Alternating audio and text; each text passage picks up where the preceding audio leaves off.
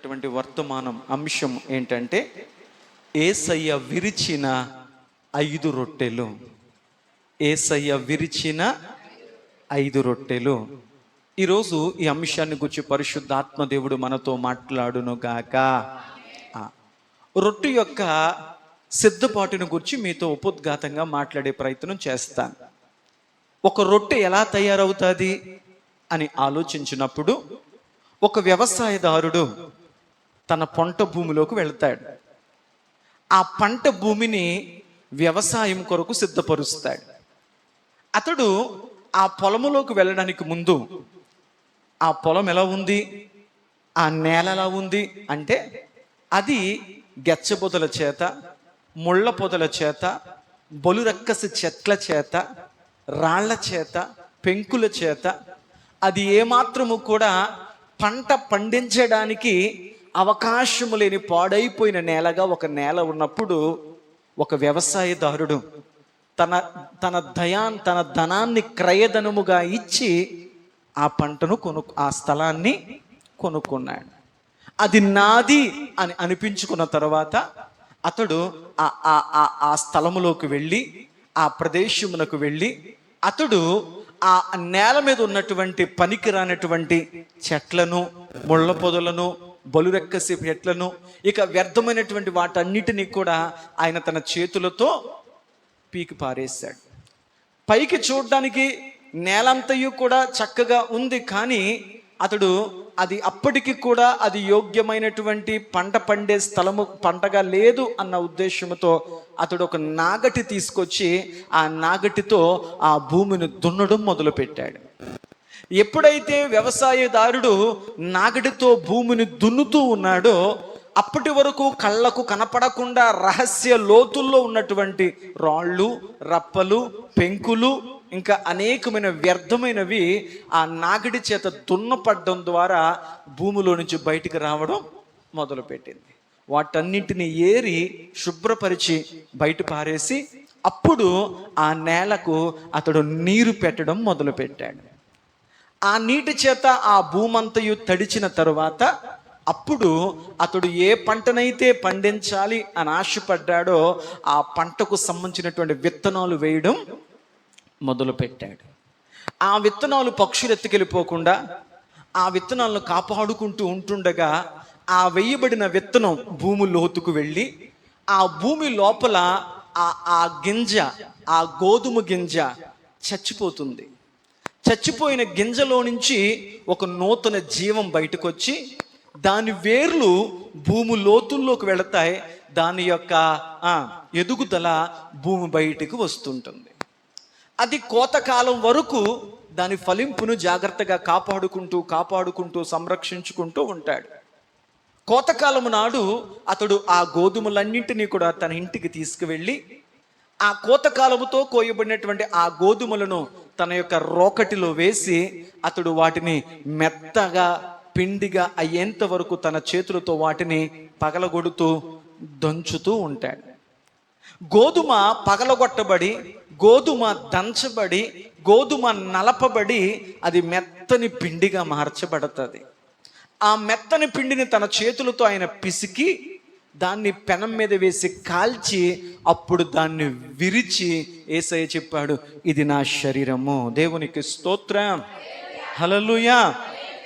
దీన్ని ఒక ఆత్మీయ అర్థం వైపు మనం తీసుకుని వెళ్ళగలిగితే ఈ లోకమనే అరణ్యంలో, ఈ లోకమనేటువంటి సమాజంలో దేవునికి కానీ దైవ కార్యాలకు కానీ పనికిరానటువంటి ఒక పాప స్థితిలో మానవుడు జీవిస్తున్నప్పుడు ఏమాత్రము దేవునికి పనికొచ్చే వ్యక్తిగా ఒక మానవుడు బ్రతికే స్థితి లేనప్పుడు ఆయన తన స్వరక్తాన్ని క్రయధనముగా ఇచ్చి నిన్ను నన్ను కొనుక్కొని ఆయన తన వారిగా చేసుకున్నాడు. ఆ తదుపరి ఆయన తన వారిగా మనల్ని చేసుకున్న తర్వాత ఆయన మన జీవితాల్లోకి వచ్చి చూసేసరికి దేవునికి మన జీవితంలో అనేకమైనటువంటి లోపాలు, అవలక్షణాలు, అలవాట్లు కలిగి ఉన్నాయి. వెంటనే దైవ సన్నిధిలో మనం గడుపుతూ ఉండగా ఆయన మన హృదయాలను ప్రేరేపించి మనకున్నటువంటి దేవుని వాక్యకు విరోధమైనటువంటి ప్రతి ఒక్క అవలక్షణాలు, అలవాట్లు, ప్రతి వ్యసనాలను ఆయన తన చేతులతో అంటారు. ఒకప్పుడు మందిరానికి రాకముందు ఇలా బ్రతికేవాడినండి, అలా బ్రతికేవాడినండి, ఆ అలవాటు ఉండేదండి, ఈ అలవాటు ఉండేదండి. దేవుని మందిరానికి వచ్చాక అవన్నీ దేవుడు మానిపించేశాడు. అంటే బయటికి కనపడేటువంటి వాటన్నింటినీ కూడా దేవుడు తీసి వేసేసాడు. బయటికి ఏ లక్షణాలు కనపడనంత మాత్రాన ఆత్మ సంబంధమైన ఫలాలు ఫలించే వ్యక్తిగా మనం ఉన్నామా అంటే లేదు అని చెప్పి మన హృదయమనే నేలను ఆయన వాక్యము చేత దున్నడం మొదలుపెట్టాడు. వాక్యమనే నాగటి చేత, వాక్యము చేత మనను దున్నుతున్నప్పుడు మన ఆలోచన లోతుల్లో, మన హృదయ లోతుల్లో ఉన్నటువంటి దేవుని విరుద్ధమైనటువంటి ప్రతి అనుభవాలను వాక్యము చేత పరిశుద్ధాత్మ దేవుడు మనను ప్రేరేపిస్తున్నప్పుడు మన హృదయాల్లో రహస్యమైనవన్నీ బయటికి రావడము మొదలు పెడతాయి. అప్పుడు ప్రభు దగ్గర వాక్యమును బట్టి మనం ఒప్పుకోవడం మొదలెడతాం. నిజమే ప్రభువా, నీ వాక్యాన్ని బట్టి నా జీవితంలో ఇది దాచబడింది, ఇది దాచబడింది, ఇది దాచబడింది. నీ వాక్యము నాతో మాట్లాడడం ద్వారా అది నాలో నుంచి ఇప్పుడు బయటకు వచ్చింది ప్రభువా, అది నాలోంచి తీసి పారేయవా, అది నాలోంచి నువ్వు ఏరేవా. అలా ఒప్పుకున్నప్పుడు నీ హృదయము దేవుని కొరకు సిద్ధపరచబడతాది. అప్పుడు దేవుడు తన విలువైన వాక్యపు విత్తనాలు నీ జీవితంలో వేయడానికి ఆయన ఇష్టపడతాడు. కొన్ని సందర్భాల్లో వాక్యం వింటున్నప్పుడు సాతానుడు మనం సరిగా వినకపోవడమో, నిద్రపోవడమో, అనాలోచనగా వినడం ద్వారా విన్న వాక్యాన్ని సాతానుడు నీ హృదయంలో నిలబడనివ్వడం. మరి కొన్ని సందర్భాల్లో ఆ వాక్యం నీ వాక్యం నీలోకి వెళ్ళిన తర్వాత, హృదయ లోతుల్లోకి, భూమి లోతుల్లోకి వాక్యం వెళ్ళిన తర్వాత ఆ వాక్యము నీలోని శారీరక సంబంధమైన పురుషుని చంపుతుంది. పాత స్వభావం చచ్చిపోతుంది, పాప స్వభావం చచ్చిపోతుంది, లోక స్వభావం చచ్చిపోతుంది. చచ్చిపోయిన తర్వాత అది మరలా జీవాన్ని పొందుకుని మొలకెత్తినట్లు నీలోని ఒక నవీన స్వభావము కలిగిన వాడిగా, నూతన సృష్టిగా, దేవుని బిడ్డగా నువ్వు మరలా బ్రతకడం మొదలు పెడతావు. దాని వేరు భూమి లోతులకు వెళ్ళినట్లుగా నీవు దేవుడి పట్ల విశ్వాసపు వేరు నీ హృదయ లోతులకు వెళుతుంది. నీ ఆత్మీయ భక్తి జీవితం బయటికి పైకి ఎదగడం మొదలవుతుంది. నువ్వు ఫలిస్తావు, నువ్వు పాడతావు, స్తుతిస్తావు, ఆరాధిస్తావు, దైవ పరిచర్యలో ఒక ఫలభరితమైన వ్యక్తిగా ఉంటావు. ఆ తదుపరి కోతకాలం వరకు ప్రభు నిన్ను కాపాడుకుంటూ నడిపిస్తూ ఉంటాడు.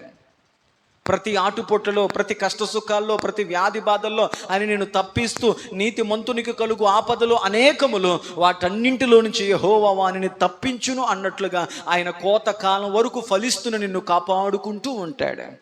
ఒకానొక సమయంలో ఆయన తన పంటను తీసుకువెళ్ళి ఆయన నిన్ను కొన్ని శ్రమల గుండా, కొన్ని పరీక్షల గుండా ఆయన నిన్ను దంచుతాడు, నలగగొట్టబడతాడు, పిండిని చేస్తాడు.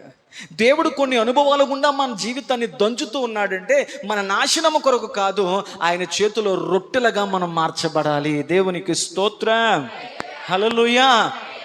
మనం వర్తమానంలోకి రాగలిగితే బైబిల్ గ్రంథములో యేసుక్రీస్తు ప్రభువారు ఎన్నిసార్లు రొట్టు విరిచారు అన్న ప్రశ్న మీకు వేయగలిగితే మీలో సమాధానం ఎంతమంది చెప్పగలుగుతారు?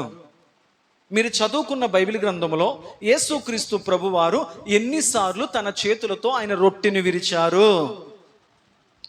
కొంతమంది అభిప్రాయం ఒక్కసారి అండి, మరికొంతమంది అభిప్రాయం 2 సార్లు అండి, మరికొంతమంది అభిప్రాయం 3 సార్లు అండి. ఏది ఏమైనా కానీ మన అభిప్రాయాలు చెప్పడం కంటే అసలు బైబిల్లో ఏముందో చెప్పే ప్రయత్నం చేద్దాం. దేవునికి స్తోత్రం, హల్లెలూయా. మన టాపిక్ ఏం చెప్పుకున్నాం ఈరోజు? యేసయ్య విరిచిన 5 రొట్టెలు. దేవునికి స్తోత్రం. అంటే బైబిల్ గ్రంథములో యేసు ప్రభు చేత విరవబడిన రొట్టెల యొక్క అనుభవాన్ని గురించి మనం నేర్చుకుంటున్నాం. నెంబర్ 1 చూడండి, తొక్కగా ప్రతి ఒక్కరు బైబిల్ తెరిచి చూడాలి. మత్తయి శుభవార్త 15వ అధ్యాయం, పరిశుద్ధ గ్రంథములు తెరిచి మత్తయి శుభవార్త 15వ అధ్యాయము 33వ వచనాన్ని చూడగలిగితే యేసు ప్రభు వారు తన స్వహస్తాలతో విరిచిన మొదటి రొట్టె అనుభవాన్ని తెలుసుకుంటున్నాం. ఆయన శిష్యులు ఇంత గొప్ప జన సమూహమును తృప్తిపరచుటకు కావలసిన రొట్టెలు అరణ్య ప్రదేశములో మనకు ఎక్కడ నుండి వచ్చునని ఆయనతో అనిరి. యేసు మీ వద్ద ఎన్ని రొట్టెలున్నవని వారిని అడుగగా వారు 7 రొట్టెలున్నవని, కొన్ని చిన్న చేపలున్నవని చాలు. దేవునికి స్తోత్రం చెప్పండి.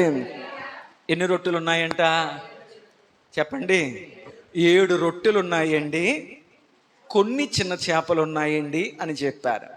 యేసు ప్రభు తన స్వహస్తాలతో విరిచినటువంటి మొదటి రొట్టె ఆయన 7 రొట్టెలను కొన్ని చిన్న చేపలను ఆహారముగా తన ప్రజలకు పెట్టారు. నెంబర్ 1, యేసు ప్రభు వారు మొదటి రొట్టెను ఎక్కడ విరిచారు అని మనం ఆలోచించగలిగితే 33వ వచనములో శిష్యులు యేసు ప్రభుతో అంటున్నారు, అయ్యా ఇది ఇంత గొప్ప సమూహమునకు తృప్తిపరచుటకు కావలసిన రొట్టెలు అరణ్య ప్రదేశములో మనకు ఎక్కడ దొరుకుతాయి అన్నారు. అప్పుడు యేసు ప్రభు అన్నారు, మీ దగ్గర ఎన్ని రొట్టెలు ఉన్నాయి అని అడిగినప్పుడు, అయ్యా మా దగ్గర 7 రొట్టెలు కొన్ని చిన్న చేపలు. అర్థం కాకపోవడానికి ఏముండదు. ఈ 7 రొట్టెలు కొన్ని చిన్న చేపలు యేసు ప్రభు తీసుకొని ఆ 7 రొట్టెలను ఆయన విరిచి వారి చేతికిచ్చినప్పుడు అనేకులు ఆహారంగా తిన్నారు. నెంబర్ 1, మొదటి రొట్టె ఎక్కడ విరవబడింది అని అడిగితే వాక్యము చెప్తుంది, అరణ్య ప్రదేశములో ఆయన రొట్టెను విరిచెను. దేవునికి స్తోత్రం, హల్లెలూయా. యేసు ప్రభు వారు 5 సందర్భాల్లో రొట్టెను విరిచారు. మొదటి రొట్టె ఎక్కడ ఇరవబడింది అని మనం అడిగితే ఆయన 7 రొట్టెలు కొన్ని చిన్న చేపలను అరణ్యములో ఆయన విరిచారు. అరణ్యపు అనుభవం. దేవునికి స్తోత్రం. యేసు ప్రభు తన శిష్యులను చూసి, ఈ ప్రజలు నా దగ్గరకు వచ్చారయ్యా, వారు ఎంతగానో వాక్యం వింటూ ఉండిపోయారు, వీరు ఆకలితో ఉన్నారు, ఆకలితో ఉన్న వీరిని గృహాలకు పంపించడం నాకు ఇష్టం లేదు, వీరి మీద నేను కనికర పడుతున్నాను, వీరి మీద నేను జాలి పడుతూ ఉన్నాను, కనుక శిష్యులారా మీరే వారికి ఆహారాన్ని పెట్టండి అన్నప్పుడు శిష్యులు అంటున్నారు, అయ్యా ఇది అరణ్య ప్రదేశము అన్నారు. ఇది అరణ్య ప్రదేశం అయ్యా, మనము అరణ్య అనుభవంలో ఉన్నాం. ఇది ఊరిలో కాదు, ఇది అన్నీ దొరికే సమృద్ధివంతమైన స్థలం కాదయ్యా. మనం ఊరికి బయటకు వచ్చేసాం, అన్నీ దొరికే సమృద్ధివంతమైన అనుభవాల నుంచి మనం బయటకు వచ్చేసాం. మనం ఎక్కడున్నామంటే ఏమీ దొరకని స్థలములో ఉన్నాం. ఇది అరణ్యము. ఇక్కడ ఏది మనకు దొరికేది, ఇక్కడ ఏది పుట్టదో, ఇక్కడ ఏది దొరకదు, ఇక్కడ మనకు ఏమాత్రం కూడా తృప్తిపడే ఆహారం మనకు ఉండదు. ఇది అరణ్యము. మనం అరణ్యపు అనుభవములో ఉన్నాం. ఇది అరణ్య స్థలమయ్యా. ఇక్కడ ఏది దొరకదు, అసంభవము, అసాధ్యము, ఏమాత్రం ఇక్కడ మనకు దొరికే అవకాశము. ఈ మాటను గురించి ఆలోచిస్తున్నప్పుడు మన జీవితాల్లో కూడా చాలా సందర్భాల్లో మన బ్రతుకులు ఎలా వెళుతుంటాయి అంటే అరణ్య అనుభవాల గుండా వెళుతుంటాయి. నిజమేనండి పాస్టర్ గారు, నా భర్త మారడం అసాధ్యం, నా కుటుంబ పరిస్థితులు మారడం అసాధ్యం, నా అప్పులు తీరడం అసాధ్యం, నా జీవితంలో ఏదైతే జరగాలని నేను కోరుకుంటున్నానో ఆ సమస్య నుంచి బయటికి రావడం, ఆ కష్టం నుంచి బయటికి రావడం, ఆ పరిస్థితి నుంచి బయటికి రావడం అది అసాధ్యము, అది దుర్లభము, అది ఏమాత్రము జరగదు. ఎందుకంటే నేను అరణ్యపు అనుభవంలో ఉన్నాను. ఇక్కడ నా జీవితంలో ఏవి జరగవు. నా చుట్టూ చూస్తున్నప్పుడు నాకేమాత్రం మంచి కనపడడం లేదు, నా చుట్టూ చూస్తున్నప్పుడు ఏమాత్రం నా మనసులో ఆశ కలగడం లేదు, ఏమాత్రము కూడా ఇది జరుగుతుంది అన్న ఏమాత్రము నాకు అనుభవాలు నా కళ్ళ ముందు లేవు. ఎందుకో తెలుసా? నా చుట్టూ అన్ని ద్వారాలు మూయబడ్డాయి. నేను అరణ్యపు అనుభవములో. బైబిల్ గ్రంథంలో అరణ్యపు అనుభవాన్ని పొందుకున్న వ్యక్తులు ఎవరైనా ఉన్నారా అని పరిశీలన చేస్తే బైబిల్ గ్రంథములో చాలామంది వ్యక్తులు వారి జీవితంలో ఒకానొక సందర్భములో అరణ్యపు అనుభవాన్ని పొందారు. వాళ్ళందరిని గురించి చెబుతూ ఉంటే మన సందర్భం, వాక్యం, సమయం సరిపోదు కాబట్టి మొచ్చుకు 1-2 జ్ఞాపకం చేసి ముందుకెళ్ళే ప్రయత్నం చేస్తాను. నెంబర్ 1 చూడండి, ఆది కాండము 21వ అధ్యాయము 14వ వచనంలో ఒక తల్లి మనకు కనపడుతుంది. ఆమె కొన్ని పరిస్థితులను బట్టి ఆమె జీవితము ఎలాంటి అనుభవం గుండా వెళ్ళింది, ఆమె పరిస్థితి ఎటువంటి అనుభవం గుండా వెళ్ళింది అంటే వాక్యము చెప్తుంది ఆమె అరణ్యపు అనుభవంలోకి వెళ్ళాల్సిన పరిస్థితి ఏర్పడింది. పరిశుద్ధ గ్రంథాన్ని తెరిచి ఆది కాండము 21వ అధ్యాయం 14వ వచనం. కాబట్టి తెల్లవారినప్పుడు అబ్రహాము లేచి ఆహారమును నీళ్ళ తిత్తిని తీసుకొని ఆ పసిపిల్లవానిని ఆగరును అప్పగించి ఆమె భుజము మీద వాటిని పెట్టి ఆహారమును నీళ్లను పెట్టి ఆమెను పంపివేసెను. ఆ హాగరు ఆమె దాసి అయినటువంటి హాగరు ఆమె వెళ్ళి బెహెర్షేబా అరణ్యములో ఎటువైపు వెళ్ళాలో తెలియక, ఏ దిక్కుకు వెళ్ళాలో తెలియక, గమ్యమేంటో తెలియక, ఎక్కడికి చేరాలో తెలియక, ఎక్కడికి వెళ్ళాలో తెలియక, ఎలా బ్రతకాలో తెలియక హాగరు బెర్షెబా అరణ్యములో చిక్కుకొనదే అటు ఇటు తిరుగుచూ ఉండెను. ఒకానొక దినాన షారా అనే తన యజమానురాలు వచ్చి, నా భర్తను పెండ్లి చేసుకో, నా భర్తను పెండ్లి చేసుకుంటే నేను చాలా చక్కగా చూస్తాను, ఒక దాసిలా కాకుండా నేను ఒక విలువైన దానిగా చూస్తాను, నీ ద్వారా నాకు బిడ్డలు కలగాలి, నీ ద్వారా నేను సంతానాన్ని పొందుకోవాలి, నా భర్త నీకు ఇచ్చి పెండ్లి చేస్తానని చెప్పి నా యజమానురాలు నాకు మాట ఇచ్చింది, నీకు తోడుగా ఉంటాను, నీకు అన్ని రీతిలుగా నేను సహకారం అందిస్తాను, నేను ఒక విలువైన దానిగా చూస్తాను, నీకు కష్టం రాకుండా చూసుకుంటాను, నీది నాది బాధ్యత అని చెప్పింది. ఆమె మాటలు నమ్మి ఆమె భర్తను నేను పెళ్లి చేసుకుని ఒక కొడుకును కన్నాను. అబ్రహాము చాలాసార్లు నాకు చెప్పాడు, ఇదిగో నన్ను నమ్మి వచ్చావు కాబట్టి నీ బాధ్యత నాది, నీ భవిష్యత్తు మీద నేను నీ భవిష్యత్తు నాది, నేను జాగ్రత్తగా నేను చూసుకుంటాను, నన్ను నమ్ముకున్నావు కదా అని ఆయన నాకు మాట ఇచ్చాడు. కొంతకాలం జీవితం సాఫీగా సాగింది, కానీ పరిస్థితులు అన్నీ అనుకున్నట్లు ఉండవు కదా. ఒకానొక సమయం వచ్చేసరికి ఆమె గర్భం మూయబడింది, ఆమె గర్భం మృతతుల్యమైంది, ఆమె నిండు వృద్ధాప్యంలో ఉంది, ఆమెకు పిల్లలు పుట్టడం అసాధ్యము అనుకున్నాను. కానీ ఒకానొక దినమున దేవుడు ఆమెను కరుణించి ఆమె గర్భాన్ని తెరిచాడు. దేవునికి అసాధ్యమైనది ఏది లేదు కదా. మృతతుల్యమైన గర్భములో, ఒక స్త్రీ ధర్మము ఆగిపోయిన గర్భములో కూడా దేవుడు ఒక బిడ్డనిచ్చాడు. ఆ బిడ్డ పుట్టిన తర్వాత నాకు ఇచ్చిన మాట, నాకు చేసిన ప్రమాణము అన్నీ వారికి భారమైపోయాను, నేను భారమైపోయాను, నా బిడ్డ భారమైపోయాడు, ఇక వాళ్ళ మధ్యలో నేను ఉండలేకపోయాను. అందువల్ల నా యజమానురాలు అంది, ఈ దాసి నా కళ్ళ ముందు ఉండకూడదు, ఆమె బిడ్డ నా కళ్ళ ముందు ఉండకూడదు. ఒకప్పుడు మేము విలువైన వాళ్ళము, ఈ రోజు మేము విలువైన వారిగా మారిపోయాం. ఒకప్పుడు మేము ఎంతో ఉన్నతమైన వాళ్ళము, ఇప్పుడు ఏమాత్రం వాళ్ళ కళ్ళ ముందు పనికిరాని వారిగా మారిపోయాం. ఒకప్పుడు నువ్వు ఉంటే చాలు అన్నారు, ఇప్పుడు మా కళ్ళ ముందు నువ్వు ఉండొద్దు అంటున్నారు. ఏమి చెయ్యాలో దిక్కుతోచని పరిస్థితుల్లో ఆమె గాడిద మీద ఎక్కించబడి తన కుమారుని చేతికిచ్చి కొంత ఆహారము, కొన్ని రొట్టెలు, కొంత నీరు ఇచ్చి మీ బ్రతుకు మీరు బ్రతకండి, మీ భవిష్యత్తు మీరు చూసుకోండి అని చెప్పి, నేను నమ్ముకున్న వారే, నేను నమ్మిన వారే నన్ను వదిలేశారు. గమ్యమేంటో తెలియక, ఎక్కడికి వెళ్ళాలో తెలియక, ఎక్కడ నివసించాలో తెలియక, ఎక్కడ తలదాల్చుకోవాలో తెలియక, జీవితం ఏంటో, బ్రతుకేంటో, భవిష్యత్తు ఏంటో, ఈ బిడ్డను ఎలా పెంచాలో, నేను తెచ్చుకున్న ఈ ఆహారం అయిపోతే నా తర్వాత పరిస్థితి ఏంటో అర్థం కాక, జీవితం ఏంటో, గమ్యమేంటో, పరిస్థితి ఏంటో సర్వం కోల్పోయి నమ్మిన వారే విడిచిపెట్టిన అనుభవంలో ఏం చేయాలో తెలియక హాగరు అనే ఒక తల్లి బెర్షెబా అరణ్యములో గమ్యము తెలియక అటు ఇటు దిక్కుతోచక అరణ్యపు అనుభవంలో చిక్కుకుపోయి బ్రతుకుతుంది. ఎలా బయటికి రావాలో తెలియక. మీకు అర్థమైంది? ఈనాడు చాలామంది అంటారు, పాస్టర్ గారండి ఈ సమస్యల అరణ్యంలో చిక్కుకుపోయానండి, ఎలా బయటికి రావాలో తెలియట్లేదండి, ఎలా వెళితే బయట పడతానో తెలియట్లేదండి, ఈ కష్టాల నుంచి, ఇరుకుల నుండి, ఇబ్బందుల నుండి, పేదరికం నుండి, నా జీవితంలో ఎదుర్కొన్నటువంటి ఈ అరణ్యపు అనుభవాల నుండి ఎలా బయటపడాలో తెలియక ఆ పక్కకు ఈ పక్కకు తిరుగుతున్నాను. కానీ ఎక్కడికి వెళ్ళినా మళ్ళీ సమస్యలోకే వస్తున్నాను. ఏ నిర్ణయం తీసుకున్నా ఆ నిర్ణయం నాకు సమస్యనే తెచ్చిపెడుతుంది. నేను సమస్యల అరణ్యములో చిక్కుకుపోయి కొట్టుమిట్టాడుతూ గమ్యము తెలియక ఇటు అటు తిరుగుతున్నానండి, హాగరు వలె. హల్లెలూయా. ఆమె అరణ్యములో కొట్టుమిట్టాడుతుందంట.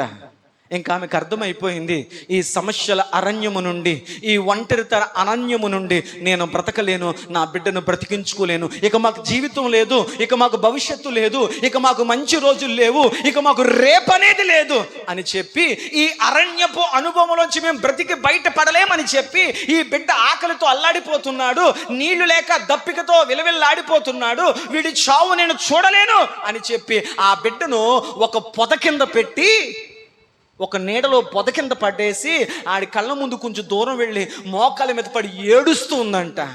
అయ్యో నా బ్రతుకు ఎందుకలా అయిపోయింది, అయ్యో నా జీవితం ఎందుకు ఎలా అయిపోయింది, ఒకప్పుడు భవిష్యత్తుని చాలా గొప్పగా ఊహించుకున్నానే, ఒకప్పుడు నా జీవితం ఇలా ఉండబోతుంది, నా భవిష్యత్తు ఇలా ఉండబోతుంది, ఇంతవరకు దాసీగా బ్రతికాను, ఒకానొక టైంలో నేను ఉన్నతంగా ఉండబోతున్నాను అని చెప్పి నా భవిష్యత్తును ఎంతో అందంగా ఊహించుకున్నానే, నా జీవితం, నా బ్రతుకు ఏంటి ఇలా అరణ్యపు అనుభవంలో చిక్కుకుపోయింది. అని ఏడుస్తున్న సందర్భములో దేవుడు ఆ పసిబిడ్డ కన్నీళ్లు, వేడుస్తున్న హాగరు కన్నీళ్లను దేవుడు చూచాడు. అరణ్యములో కొట్టుమిట్టాడుతున్న వారిని, బ్రతకలేము, బ్రతుకు లేదు అనుకున్న వారిని దేవుడు చూచాడు. దేవునికి స్తోత్రం. చూడండి 21వ అధ్యాయం 20వ వచనం, ఆదికాండం 21వ అధ్యాయం 20వ వచనం. దేవుడు ఆ చిన్నవాడికి తోడై ఉండెను. అతడు పెరిగి పెద్దవాడై ఆ అరణ్యములోనే కాపురం ఉండెను, గొప్ప విలుకాడిగా మార్చబడ్డాడు. దేవునికి స్తోత్రం చెప్పండి. హల్లెలూయా. ఇష్మాయేలును పిలువబడే ఆ చిన్న బిడ్డ, ఇదిగో దేవుడు తనకి తోడై ఉన్నాడు. ఆ కన్నీళ్లను దేవుడు చూశాడు. ఆ అరణ్యపు అనుభవములో దిక్కుతోచని స్థితిలో, దేవుడా మాకు దిక్కెవరయ్యా అని ఏడుస్తున్నటువంటి ఆ తల్లి కన్నీరు, ఆ కుమారుడి కన్నీరు చూసిన దేవుడు, దిక్కులేని వాడికి దేవుడే దిక్కు అన్నట్లుగా ఆమె నేత్రాలను దేవుడు తెరిచాడు.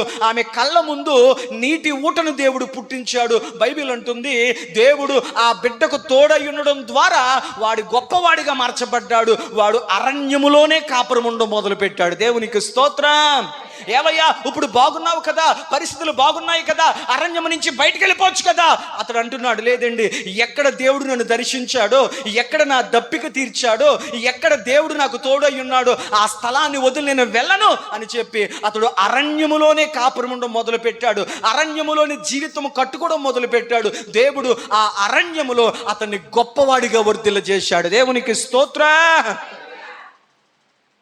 దేవుడు కావాలనే కొంతమంది జీవితాలను కొన్ని అరణ్యపు అనుభవాల గుండా తీసుకువెళతాకి ఇష్టపడతాడు.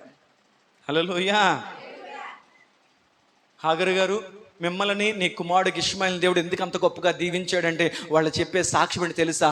దేవుడు మమ్మల్ని అరణ్యపు అనుభవములో తీసుకువెళుతున్నప్పుడు మేము దేవుడు తీసుకువెళుతున్న ఆ అనుభవములో ఉండడానికి ఇష్టపడ్డాం.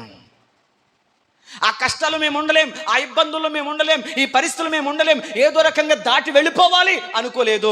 దేవుడు ఎక్కడ ఉండమంటే అక్కడ ఉండడానికి ఇష్టపడ్డాం కనుక నా కుమారుణ్ణి అరణ్యములోనే పెంచాను. నా కుమారుడు అరణ్యములోనే ఉండడానికి ఇష్టపడ్డాడు. అందువల్ల దేవుడు అతనికి తోడై ఉన్నాడు.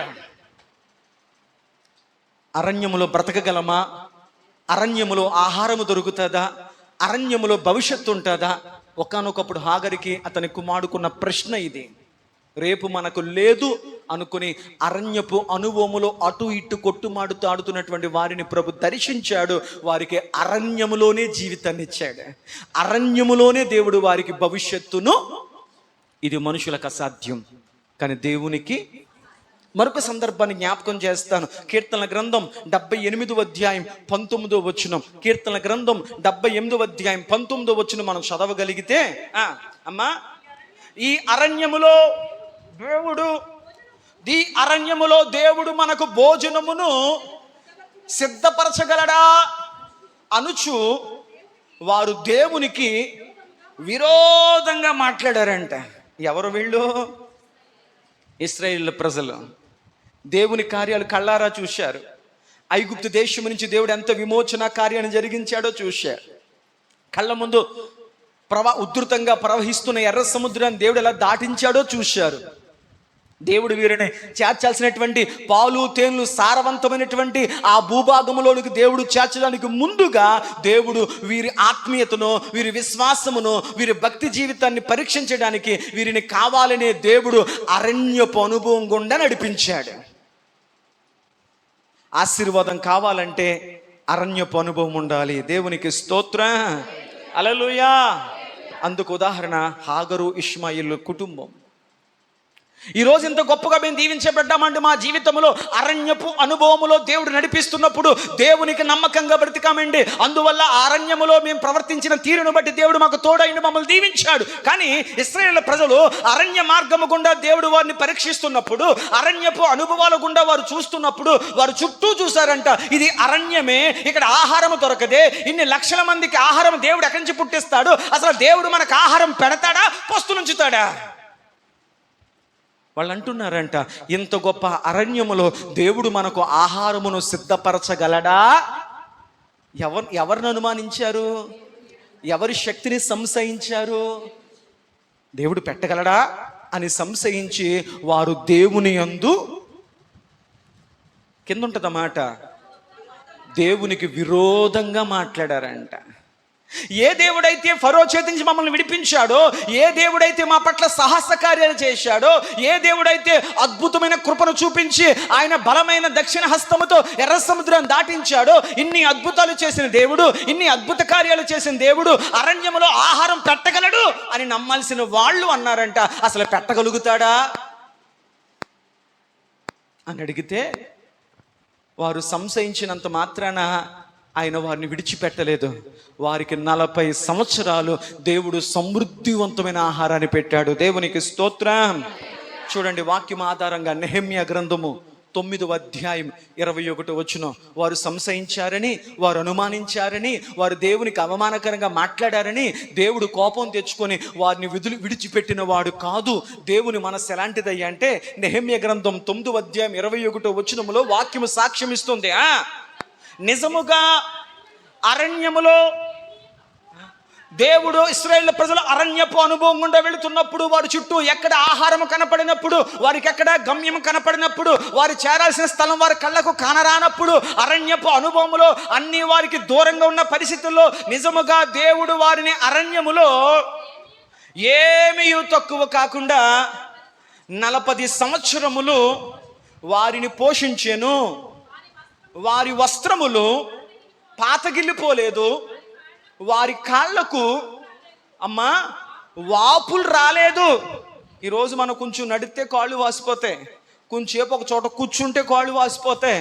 40 సంవత్సరాలు నడుస్తూనే ఉన్న వాళ్ళ కాళ్ళకు వాపు రాలేదు, వారి వస్త్రములు చిరిగిపోలేదు, పాతగిలలేదు. అంత మాత్రమే కాకుండా అరణ్యపు అనుభవములో వారు వెళుతున్నప్పుడు దేవుడు వారికి ఏది తక్కువ కానివ్వలేదు. దేవునికి స్తోత్రం.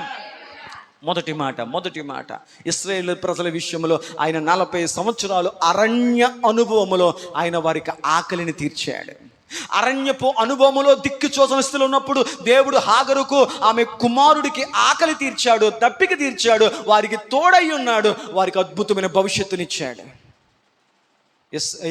ఈ యేసు ప్రభు శిష్యులు అంటున్నారంట, అయ్యా ఇది అరణ్యము, ఈ అరణ్యములో అసాధ్యము, ఆహారం దొరకడం అసాధ్యం. అప్పుడు యేసు ప్రభు అన్నాడు, సాధ్యమో అసాధ్యమో కానీ అసలు మీ దగ్గర ఎంత ఉంది ఆహారం?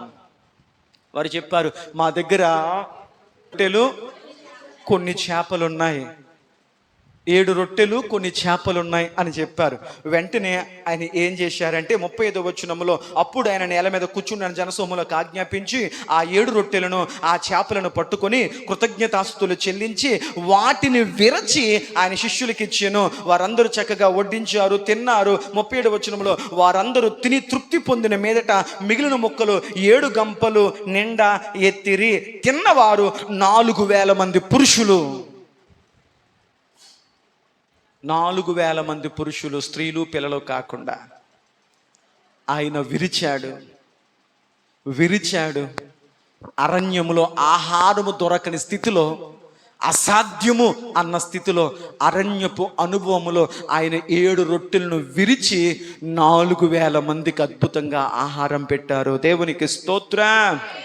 వాక్యం వింటున్న ప్రియ సంగమా, ప్రియ స్నేహితుడా, ప్రియ తల్లి, ప్రియ తండ్రి, ఒకవేళ బయటికి చెప్పుకోలేకపోయినా నువ్వు అరణ్యపు అనుభవాలు గుండా వెళుతున్నట్లయితే గుర్తుపెట్టుకో, ఈ అరణ్యపు అనుభవములో దేవుడు నీ ప్రతి కష్టమును విరిచి ఆయన నిన్ను, నీ కుటుంబమును సమృద్ధివంత అనుభవాలతో పోషిస్తూ మిమ్మల్ని తృప్తిపరచునుగాక. ఒక పాయింట్ కింద టేప్ అయితే మిగతా పాయింట్లు అవ్వ, కొంత త్వరగా వెళదాం. యేసుక్రీస్తు ప్రభువారు రెండోసారి రొట్టె విరిచిన అనుభవం ఎక్కడుంది? 2 చూద్దాం, త్వరగా ముందుకు వెళదాం. మార్కు శుభవార్త 6వ అధ్యాయము, మార్కు శుభవార్త 6వ అధ్యాయము 41వ వచనాన్ని చూద్దాం. అంతటా ఆయన ఆ 5 రొట్టెలను 2 చేపలను పట్టుకొని ఆకాశము వైపు, చాలు, దేవునికి స్తోత్రం చెప్పండి. యేసుక్రీస్తు ప్రభువారి చేత విరవబడిన 2వ రొట్టె అనుభవం. ఇక్కడ ఎన్ని రొట్టెలు అంట? మొదట ఎన్ని రొట్టెలు? 7 రొట్టెలు. ఇప్పుడు ఎన్ని రొట్టెలు? 5 రొట్టెలు. 5 రొట్టెలను 2 చిన్న చేపలను ఆయన పట్టుకున్నారు, వాటిని విరిచారు. దేవునికి స్తోత్రం. హల్లెలూయా. ఇప్పుడు నా ప్రశ్న ఏంటంటే, ఆయన ఎక్కడ విరిచారు, ఏ పరిస్థితుల్లో విరిచారు? 6:30 చదవండి. చాలా పొద్దుపోయిన తరువాత, చాలు దేవునికి స్తోత్రం చెప్పండి, మొదటి రొట్టెను ఆయన అరణ్యములో విరిచారు. 7 రొట్టెలు, కన్ఫ్యూజ్ అవ్వకండి. అరణ్య అనుభవంలో ఉన్నప్పుడు ఆయన 7 రొట్టెలు విడిచాడు. రెండవ అనుభవం ఏంటంటే, ఈ 5 రొట్టెలు 2 చేపలు అరణ్యములోనే విరిచిన అప్పటి పరిస్థితి ఏంటయ్యా అంటే, అది పొద్దు కూకుపోయిన సమయం. దేవునికి స్తోత్రం. ఏ సమయం అంట చెప్పండి అమ్మా? అది ప్రొద్దు కూకినటువంటి సమయము. అక్కడ చూస్తే మనం 35వ వచనంలో చాలా పొద్దుపోయిన తరువాత, చాలా పొద్దు అంటే అర్థం ఏంటి? దాదాపుగా చీకటి పడిపోయింది. అక్కడ దాకా, అప్పుడు దాకా ఏం చేశారయ్యా మీరు అక్కడ అని అడిగితే, యేసు ప్రభు వారు అంటున్నారు చూడండి ఒక చక్కని మాట. ఏంటయ్యా అంటే, ఈ ప్రజలు నా మాటలు వింటూ ఉండిపోయారు, నాతో సమయం గడుపుతూ ఉండిపోయారు. ఇప్పుడు చాలా పొద్దుకుపోయింది. ఇప్పుడు వారు గృహాలకు వెళ్ళి ఆహారం సిద్ధపరుచుకుని వారు తినేంత పరిస్థితి, అవకాశం వారికి లేదు. ఎందుకంటే వారు తమ విలువైన సమయం అంతటిని నాతోనే గడిపేశారు. దేవునికి స్తోత్రం. హల్లెలూయా. వారు అరణ్య అనుభవంలో ఉన్నారు కాబట్టి, వారికి ఏది దొరకని స్థితి కాబట్టి ఆయన వారికి రొట్టె ఇచ్చాడు. రెండవది, ఈ 5 రొట్టెలు 2 చేపలు ఎందుకు ఇవ్వడానికి ఇష్టపడ్డాడంటే, వారు సమయం అంతా ఆయనతోనే గడపడానికి ఇష్టపడ్డారు. దేవునికి స్తోత్రం. ఆయనతో పొద్దు కూకుపోయేదాకా ఆయన దగ్గర గడిపారంట. ఆయన మాటలు వింటూ గడిపారంట. ఆయన సన్నిధిలో గడిపారంట. ఆయన చెబుతున్న ప్రతి మాటను వింటూ ఆలకిస్తూ వారి ఆకలిని మర్చిపోయారు, దప్పికను మర్చిపోయారు, పనిలో పని టయాన్ని కూడా మర్చిపోయారు.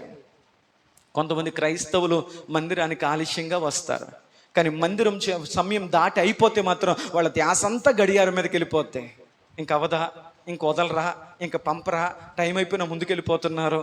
కానీ ఈయన 2వ రొట్టె విరవడానికి గల కారణం ఏంటంటే, వారు చాలా పొద్దుకుపోయేంత వరకు సమయాన్ని మరచి, ఆకలిని మరిచి ఆయన దగ్గర గడపడానికి వారు ఇష్టపడ్డారు. గనుక ఆయన వారి మీద కనికరపడి వారి కొరకు రొట్టె విరవడానికి ఇష్టపడ్డారు. దేవునికి స్తోత్రం.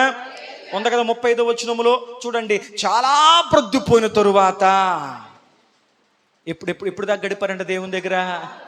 మొదటి రొట్టె ఎందుకు ఇరిచాడు ఆయన? అరణ్య అనుభవంలో ఉన్నారు కాబట్టి విరిచాడు. రెండవ రొట్టె ఎప్పుడు విరిచారు? పొద్దు కూకుపోయింది, చాలా పొద్దు కూకుపోయింది. అంటే ఇక గృహానికి వెళ్ళి వండుకొని తినేంత అవకాశము, అంటే సమయం అంతా దేవుని కొరకు వాడేశారు. ఈ కడవరి దినాల్లో, భయంకర దుర్దినాల్లో, చెడు దినాల్లో బ్రతుకుతున్న ప్రియ తండ్రి, ప్రియ తల్లి, నీ సమయాన్ని ఎలా గడుపుతున్నావు వారమంతా? అందుకే వాక్యం ఉంటుంది చూడండి, ఎఫెసీయులకు రాసిన పత్రిక 5వ అధ్యాయము 15-16 వచనాలు మనం చూడగలిగితే, అపోస్తలుడైనటువంటి పౌలు సమయాన్ని గురించి మాట్లాడుతూ ఎఫెసీయులకు రాసిన పత్రిక 5వ అధ్యాయం 15-16 వచనంలో, దినములు చెడ్డవి, రోజులు బాలేవు, పరిస్థితులు బాలేవు, ప్రయాణాలు బాలేవు, ఆహారం బాలేదు, నీళ్లు బాలేవు, గాలి బాలేదు, ఏది బాలేదు. నడిచి వెళ్ళినోడు చచ్చిపోతున్నాడు, బండి మీద వెళ్ళినోడు చచ్చిపోతున్నాడు, బస్సుల మీద వెళ్ళినోడు చచ్చిపోతున్నాడు, సేఫ్ ఉంటుందని చెప్పి విమానంలో వెళ్ళినోడు చచ్చిపోతున్నాడు. There is no guarantee. మనిషి జీవితానికి ఏ విధమైనటువంటి గ్యారంటీ లేని బ్రతుకులు, చెడు దినాల్లో బ్రతుకుతున్నాం. దినములు చెడ్డవి. ఈ చెడు దినాల్లో ఒక మానవుడిగా బ్రతుకుతున్న, ఒక దేవుని బిడ్డగా బ్రతుకుతున్న నీ దినములను, నీ సమయం ఎలా గడుపుతున్నావు? పౌలు అంటున్నాడు, దినములు చెడ్డవి కనుక ఓ సంగమా, ఓ ప్రియ దేవుని బిడ్డలారా, మీ సమయాన్ని పోగొట్టుకోవద్దు. ఎక్కడ పోగొట్టుకోవద్దు? వ్యర్థమైన మాటలతో, కాలక్షేపాలతో, సెల్ ఫోన్లతో, టీవీలతో, వ్యర్థమైన వాటితో దేవుడు మీకు ఇచ్చిన ఆయుష్కాల సమయాన్ని పోగొట్టుకోకండి, సద్వినియోగపరుచుకోండి. అజ్ఞానులుగా సమయాన్ని పాడు చేసుకోకండి, జ్ఞానుల వలె దాన్ని ఉపయోగించుకోండి. దేవునికి స్తోత్రం. హల్లెలూయా. ఇక్కడ ఒక మాట చెప్పండి, ఎక్కువ సమయం దేవుని మందిరంలో వాక్యం వినడం, ఎక్కువ సమయం దేవుని సన్నిధిలో గడపడము అజ్ఞానమా, జ్ఞానమా? మీరు ఒప్పుకోవాలి. ఇప్పుడు నిజంగా ఎక్కువసేపు మందిరంలో గడపడం జ్ఞానమా, అజ్ఞానమా? ఎంత అజ్ఞానం కాకపోతే అరగంట సేపు ఉండిపోయాను చర్చిలో అంటారా? ఎంత కృప లేకపోతే ఇంకొక అరగంట గడిపే అవకాశం దేవుడిచ్చాడు కదా.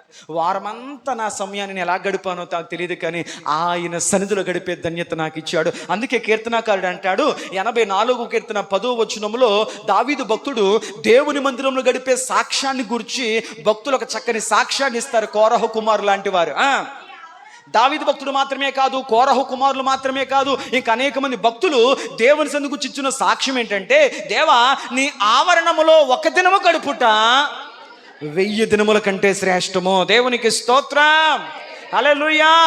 ఇది జ్ఞానము కాదండి, ఇది తెలివైన పని కాదండి, ఇది శ్రేష్టమైన పని.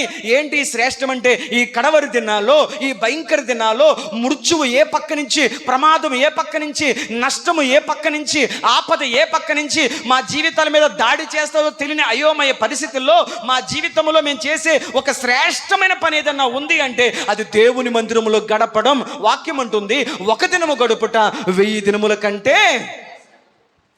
మనం గడుపుతున్నటువంటి 2.5 గంటలు ఎన్ని గంటల కంటే శ్రేష్టం? ఒక్కసారి ఆలోచించు. దేవుడు నీకు ఇచ్చినటువంటి 7 రోజుల సమయంలో ఏదైనా శ్రేష్టమైన సమయం నీకుందా అంటే, బహుశా నువ్వు సంపాదించేది నీకు లాభాన్ని తెచ్చిపెట్టే సమయమై ఉండొచ్చు, నువ్వు ఖర్చు పెట్టేది నీకు అప్పులను తెచ్చే సమయమై ఉండొచ్చు. కానీ శ్రేష్టమైనది ఏదైనా ఉంది అని అడిగితే అది దేవుని పాదాల దగ్గర నువ్వు గడిపేటువంటి ఆ కొన్ని గంటల సమయమే, ఆ ఆరాధన గడియలే. దేవునికి స్తోత్రం. ఇప్పుడు చెప్పండి, యేసుక్రీస్తు ప్రభువారు వారిని అలా ఆకలితో అలా వారిని పంపించేయకుండా ఆయన ఎందుకు వారికి ఆహారం పెట్టి వారిని తృప్తిపరచాలనుకున్నారంటే, వారు చాలా పొద్దుపోయే ధరకు ఆయన దగ్గరే గడపడానికి ఇష్టపడ్డారు. దేవునికి స్తోత్రం. దేవునికి నీ మీద కనికరము, జాలి, దయ కలగాలంటే నువ్వు చేసే భక్తి ఒక పక్కనైతే నువ్వు ఆయన దగ్గర గడిపే సమయము అంతకంటే ప్రాధాన్యత గలది. దేవునికి స్తోత్రం, హల్లెలూయా. అందువల్ల వారు ఆయనతో ఎక్కువ సమయాన్ని గడిపారు గనుక అక్కడ జరిగిన మాట మనం చూడగలిగితే ఒక చక్కని విషయాన్ని అక్కడ మనం చూడగలుగుతాం. 41వ వచనంలో, అంతటా ఆయన ఆ 5 రొట్టెలను 2 చేపలు పట్టుకొని ఆకాశం వైపు కనులెత్తి ఆశీర్వదించి ఆ రొట్టెలు విరిచి వారికి వడ్డించిరి. ఆ 2 చేపలు 5 రొట్టెలు వారు తిన్న తర్వాత దగ్గరగా 43వ వచనంలో 12 గంపలు ఎత్తిరి. 44వ వచనంలో ఎంతమంది తిన్నారంటే 5,000 మంది తిన్నారు. అరణ్య అనుభవములో 7 చేపలు, కొన్ని చేపలు 4,000 మంది తిన్నారు. యేసయ్య పాదాల దగ్గర పొద్దుగూకేదాకా ఎక్కువ సమయం గడిపిన అనుభవంలో ఆయన మరలా రొట్టె విరిచారు. వారి ఆసక్తిని చూసి, వారి తపనను చూసి, దేవునితో గడుపుతున్నప్పుడు వారు అన్నీ మర్చిపోయారు, అన్నీ నష్టపోయారు. ఈ టైంలోనే ఉద్యోగానికి వెళ్ళుంటే, ఈ టైంలోనే వ్యాపారానికి వెళ్ళుంటే, ఈ టైంలో ప్రార్థన అనేసి వెళ్ళుంటే మాకేమన్నా వద్దును అవి కూడా దేవునితో గడపడానికి వదిలేసుకున్నాం. వాళ్ళు నష్టపోయారు, దేవునితో గడపడానికి కొన్ని నష్టపోయారు వాళ్ళు. అందువల్ల ఆయన వారి మీద కనికరపడి 5 రొట్టెలు 2 చేపలు ఆయన వారికి విరిచి ఇచ్చి 5,000 మంది ఆకలి తీర్చి వారిని తృప్తిపరిచి పంపారు. దేవునికి స్తోత్రం. తినడం గొప్ప కాదు, తృప్తి పడాలి. వారిని మందిరములోని మేలుల చేత తృప్తి పొందుచూ ఉన్నారు. మందిరానికి వస్తే మేలులు జరగడం కాదు, తృప్తి కలగాలి. అబ్బా, పాటలు పాడితేనే ఎంత తృప్తిగా ఉందో, ఆరాధన చేస్తేనే ఎంత తృప్తిగా ఉందో, దేవుని మందిరంలో అలసిపోతేనే ఎంత తృప్తిగా ఉందో, కన్నీరు కారిస్తే ఎంత తృప్తిగా ఉందో, సాక్ష్యం చెప్పాక ఎంత తృప్తిగా ఉందో, యథార్థంగా నా గుప్పిలు దేవుని కొరకు నా కష్టాజితంలో ఆ దేవుని డబ్బు నేను తినేయకుండా దేవునికి యథార్థంగా ఇవ్వడంలో ఎంత తృప్తి ఉందో. ఎందుకయ్యా నీకు రోజు తృప్తి లేదు అంటే నువ్వు దేవునిలో తృప్తికరమైన భక్తిని చేయట్లేదు. హల్లెలూయా. సంతృప్తి సహితమైన దైవభక్తి గొప్ప లాభ సాధకం. నీకు లాభం డబ్బుల్లో కాదు, దైవ భక్తిలో నువ్వు తృప్తిగా ఉండగలిగితే దేవుడు నీ జీవితంలో గొప్ప లాభ సాధకమైన అనుభవాలు గుండా ప్రభుని నడిపించునుగాక. మంచి భక్తి చేయి, తృప్తిగా భక్తి చేయి. దేవుని కొరకు హృదయపూర్వకంగా తృప్తిగా గుప్పిలి విప్పు.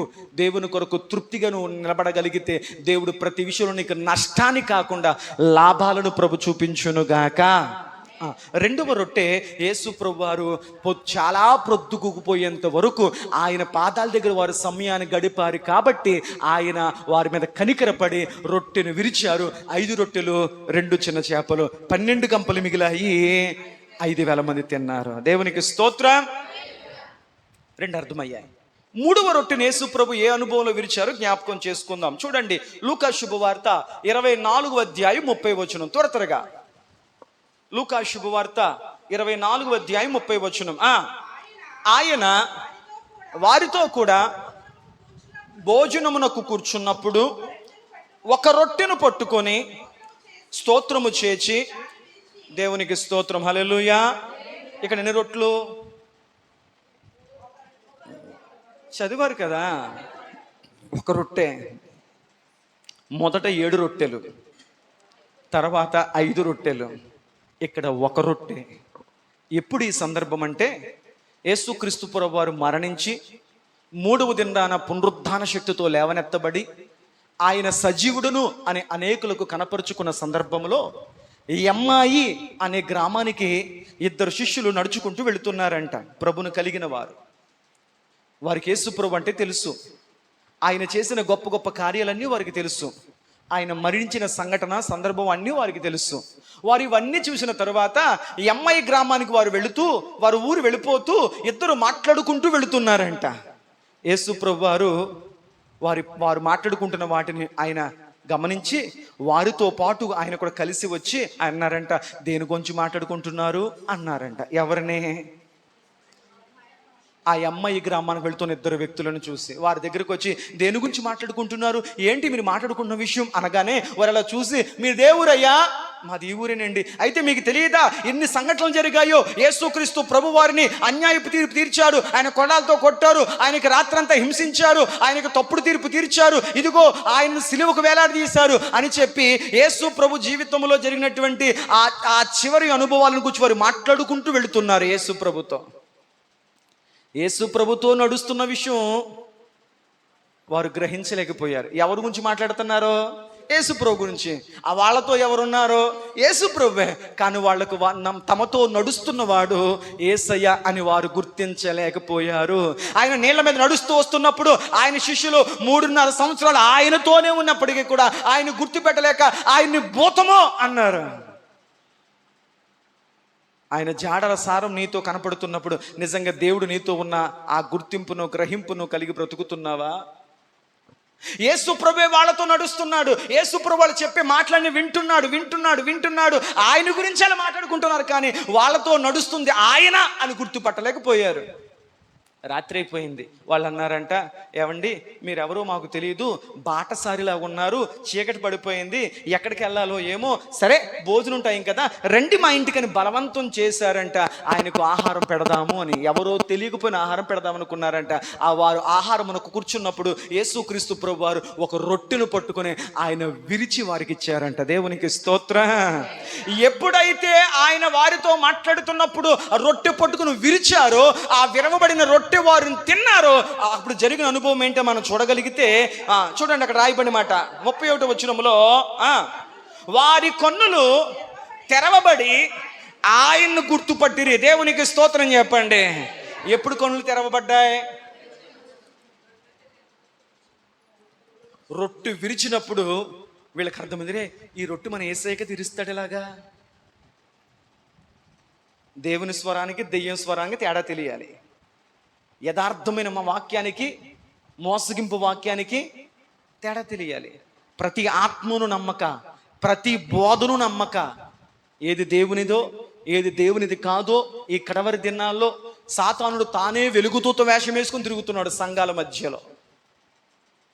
తెల్ల బట్టలు వేసుకున్నంత మాత్రాన పరిశుద్ధులు కారు. వారి హృదయం ఏంటిది? మానసిక స్థితి ఏంటి? నడిపిస్తున్న విధానం ఏంటి? వాక్యానుసారమైంది కాదా అని సంఘము వాక్యపు వెలుగులో ప్రతి దాన్ని పరీక్షించి పరిశోధించాల్సిన కడవరి దినాలు. దేవునికి స్తోత్రం.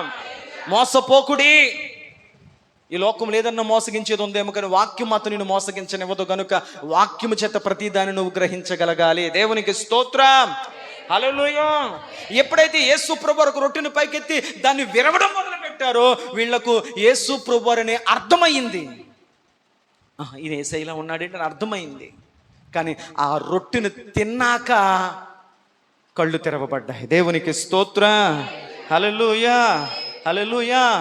ఈనాడు చాలా మంది వ్యక్తులు మందిరానికి వస్తున్నారు, వాక్యాన్ని వింటున్నారు, వాక్యాన్ని చదువుతున్నారు, కానీ ఆత్మీయంగా గుడ్డి వాళ్ళగా ఉన్నారు.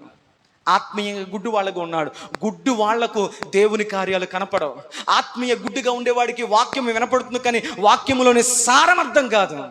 ఎందుకంటే అనేకులు ఆత్మీయ గుడ్డివారిగా ఉన్నారు. యేసుని గురించి వింటారు, యేసుని గురించి పాడతారు, కానీ దాని శక్తిని గ్రహించారు. అందుకే ప్రభున్నారు, ఈ ప్రజలు నన్ను గురించి పాడుతూ స్తుతిస్తూ ఆరాధిస్తున్నారు, కానీ పెదాలతో వారిని గణపరుస్తున్నారు, కానీ వీరి హృదయాలు నాకు దూరంగా ఉన్నాయి. భక్తి చేస్తున్నారు, కానీ దాని శక్తిని వారు ఆత్మీయ గుడ్డితనంలో బ్రతుకుతున్న సంగమా, ఒక్కసారి ఆలోచించు.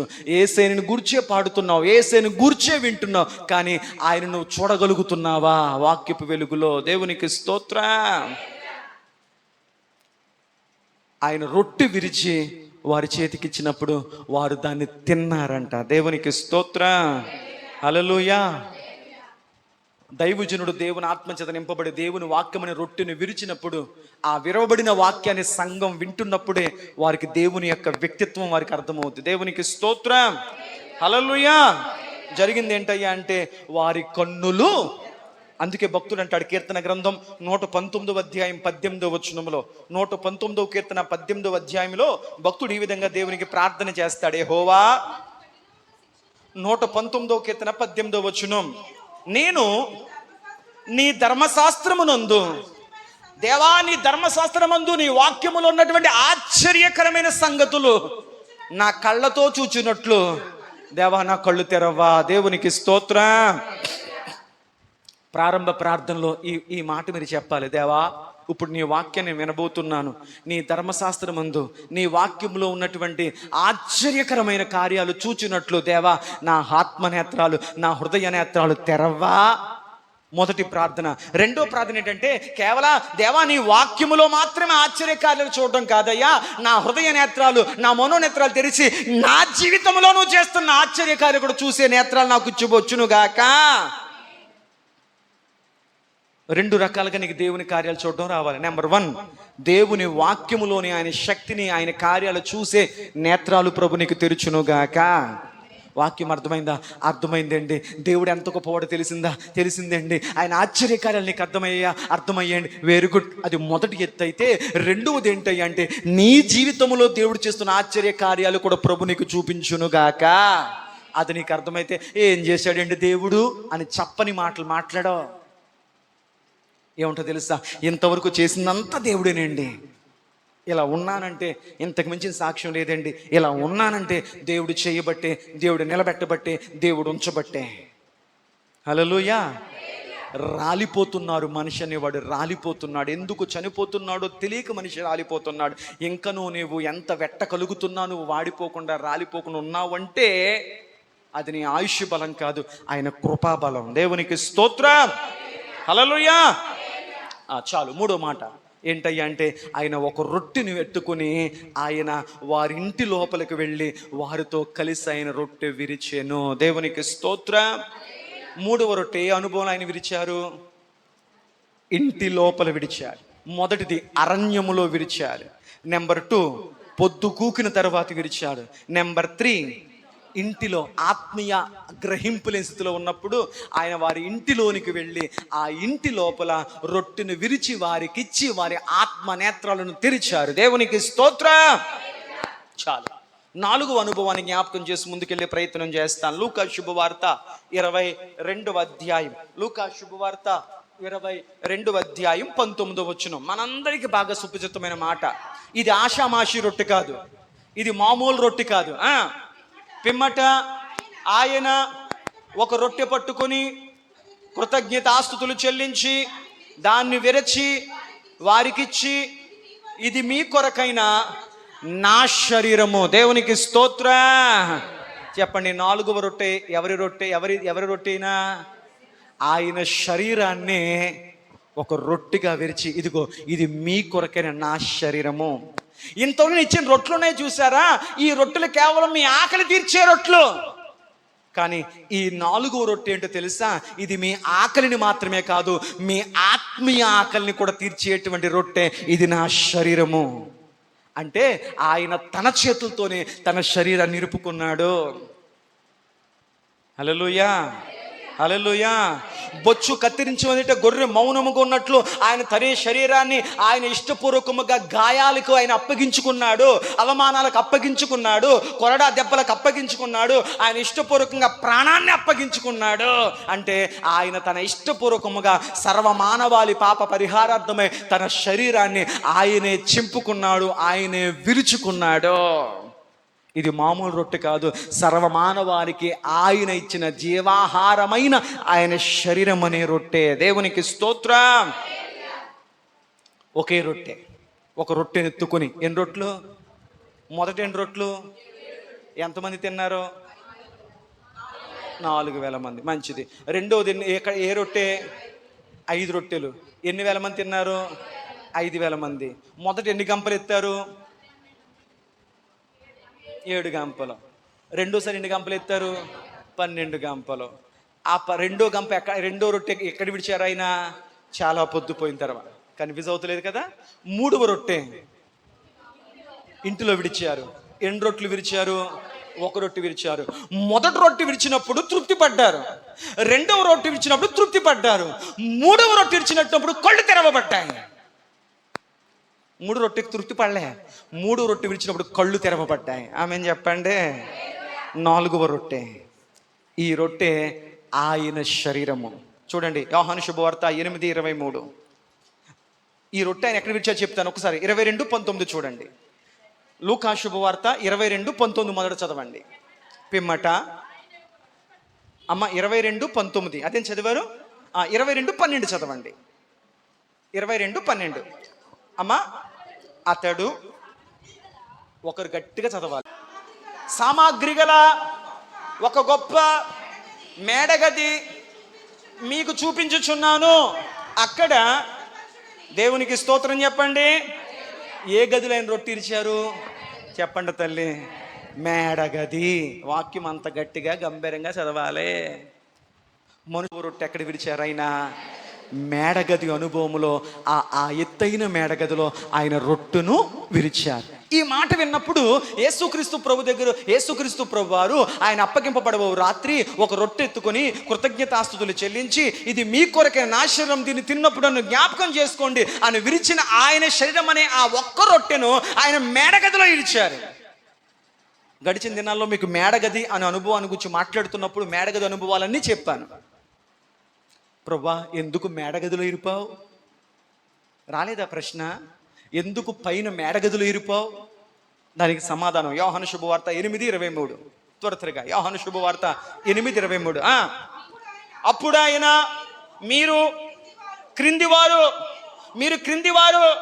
మీ ఆలోచనల క్రిందవే, మీ మనస్సులు క్రిందవే, మీ ఉద్దేశాలు క్రిందవే.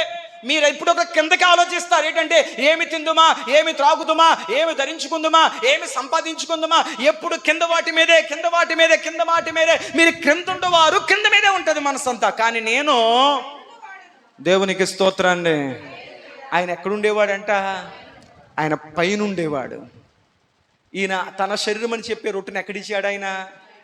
అరణ్యములో ఇరవలేదు, పొద్దుగూకునప్పుడు ఇరవలేదు, ఇంట్లో ఇరవలేదు, పైన మేడగదిలో ఇరిచారు.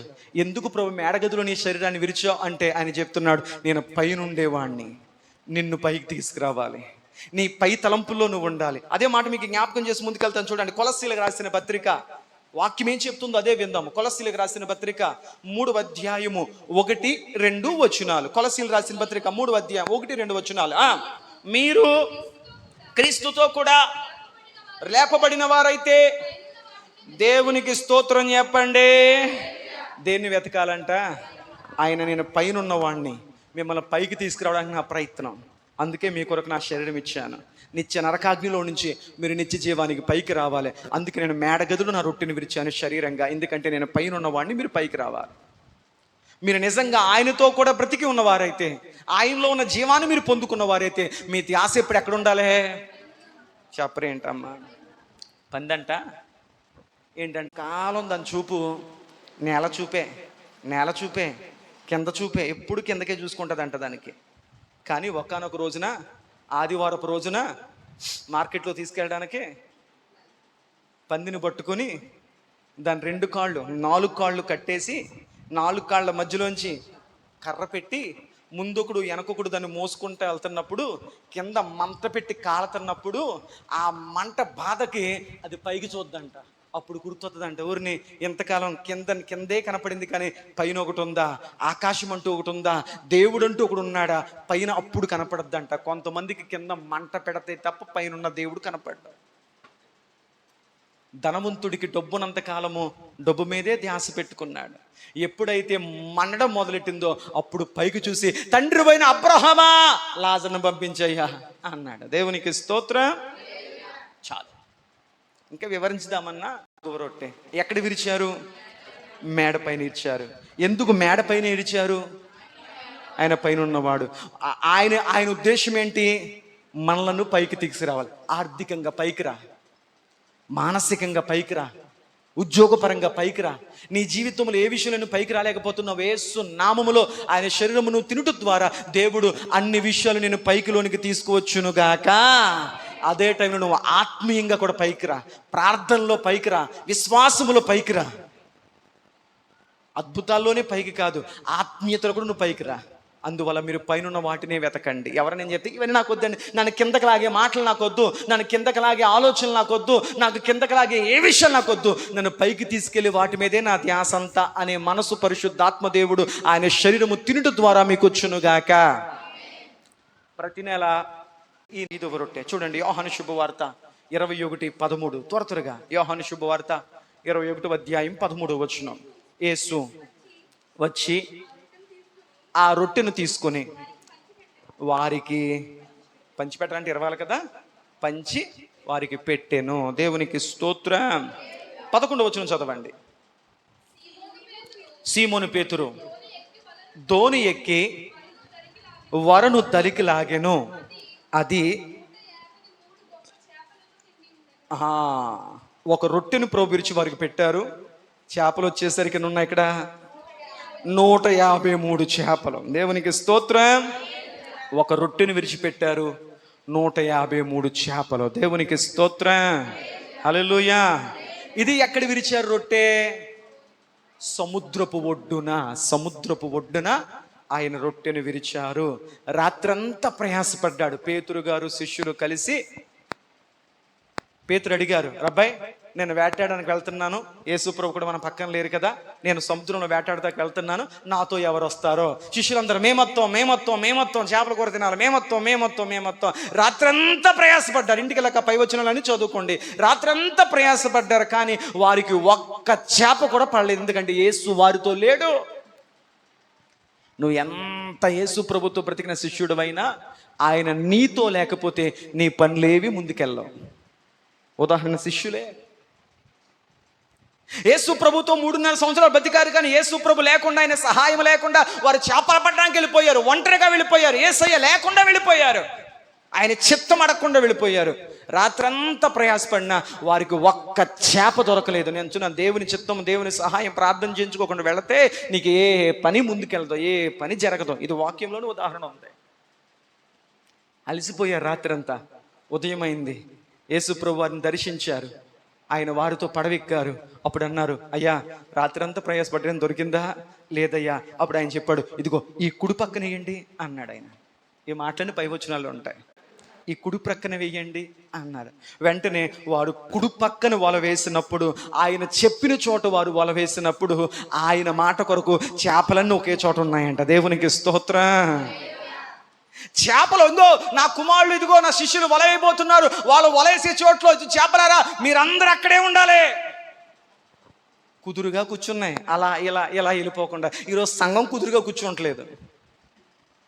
ఫాస్ట్గా చెప్పాలి, కుదురుగా కూర్చోండి అమ్మా, ముసుగు జారిపోనకుండా అమ్మా, బైబిల్ కింద ఎట్టకండి అమ్మా, బయటికి వెళ్ళవకండి అమ్మా.